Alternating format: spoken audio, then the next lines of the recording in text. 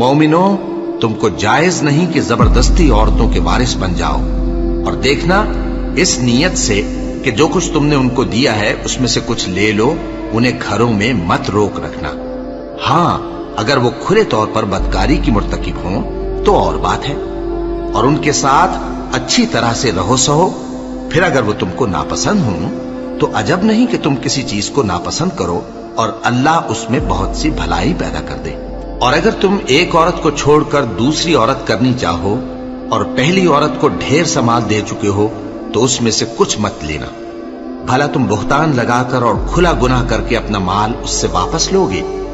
اور تم دیا ہوا مال کیوں کر واپس لے سکتے ہو جبکہ تم ایک دوسرے کے ساتھ صحبت کر چکے ہو اور وہ تم سے پختہ عہد بھی لے چکی ہیں؟ اور جن عورتوں سے تمہارے باپ دادا نے نکاح کیا ہو ان سے نکاح نہ کرنا مگر جاہلیت میں جو ہو چکا سو ہو چکا۔ یہ نہایت بے حیائی اور اللہ کی ناخوشی کی بات تھی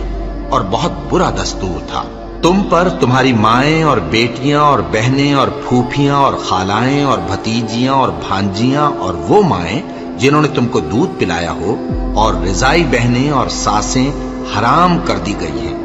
اور جن عورتوں سے تم خلوت کر چکے ہو ان کی لڑکیاں جنہیں تم پرورش کرتے ہو وہ بھی تم پر حرام ہیں۔ ہاں اگر ان کے ساتھ تم نے خلوت نہ کی ہو تو ان کی لڑکیوں کے ساتھ نکاح کر لینے میں تم پر کچھ گناہ نہیں، اور تمہارے صلبی بیٹوں کی عورتیں بھی اور دو بہنوں کا اکٹھا کرنا بھی حرام ہے،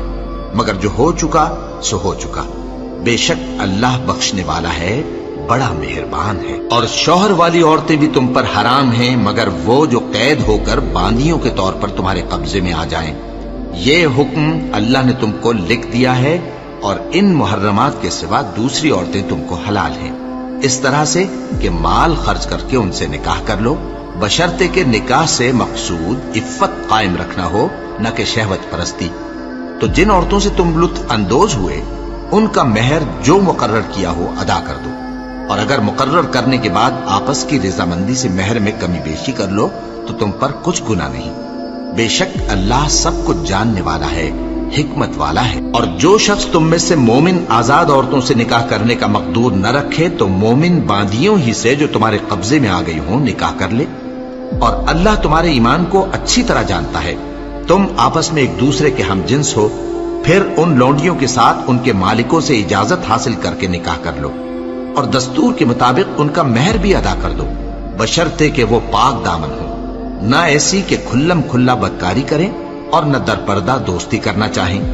پھر اگر وہ نکاح میں آ کر بدکاری کا ارتکاب کر بیٹھیں تو جو سزا آزاد عورتوں کے لیے ہے اس کی آدھی ان کو دی جائے۔